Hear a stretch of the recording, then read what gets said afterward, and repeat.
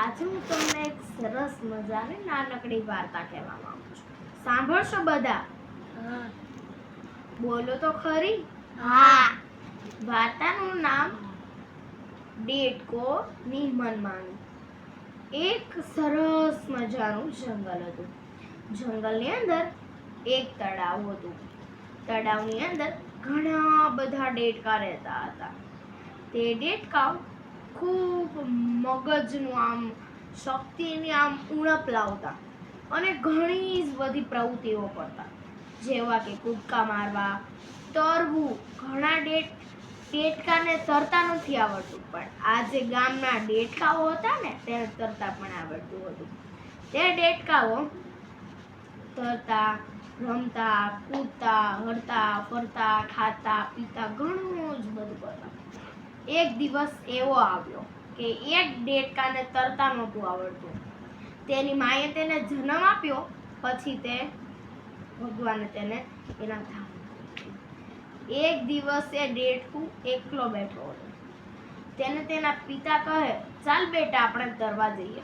તો તે ડેટકો કહે છે, પિતાજી મને તરતા નથી આવડતું. તે કે તું અવળો મોટો થયો તને તરતા પણ નથી આવડતું?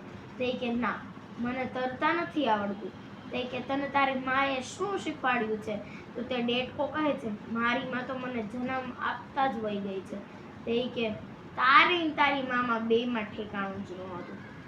એ ડેટકાને બહુ આમ ગુસ્સો આવ્યો. તરતા ન આવડે પણ કૂદતા મારતા બહુ જ આવડતું.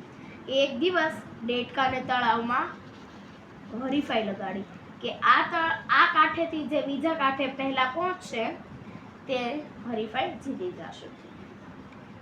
ડેટકાને કૂદતા તો બહુ જ આવડતું હતું. આરામથી નિરાતે હરીફાઈનો દિવસ નક્કી થઈ ગયો અને તારીખ નક્કી થઈ ગઈ.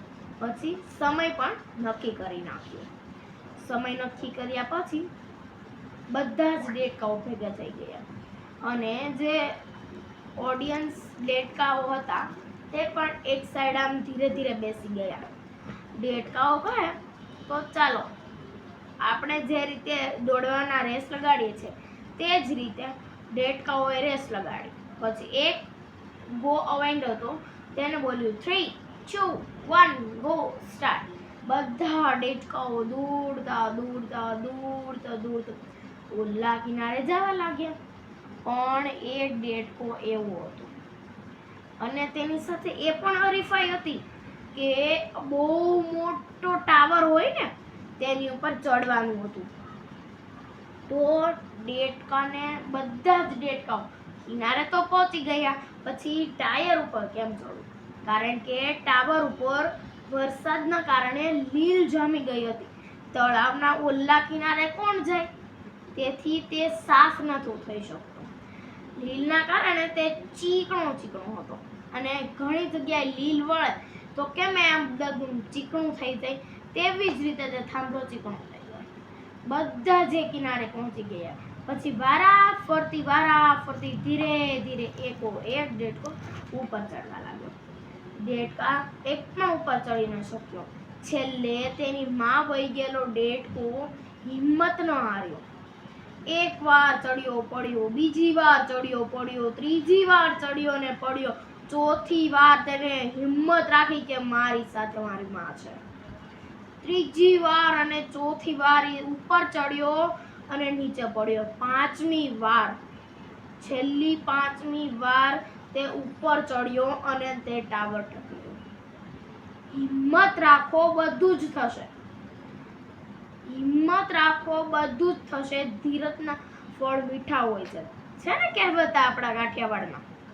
તેવી જ રીતે તે ડેટકો ઉપર ચડી ગયો. પછી ડેટકો હરીફાઈ જીતી ગયો. ઘણા બધાએ તેને પ્રોત્સાહન આપ્યું, ઈનામ આપ્યું અને તે ડેટકો વિજેતા થયો. તો આ વાર્તા ઉપરથી એવું શીખવા મળે છે તમને લોકોને કે હિંમત રાખશો તો બધું જ થશે. હિંમત નહીં હોય તો તમે ગુણ ગલાલા થઈ જશો. ગુણ ગલાલા એટલે ગણગણવું. સમજાય છે? યસ.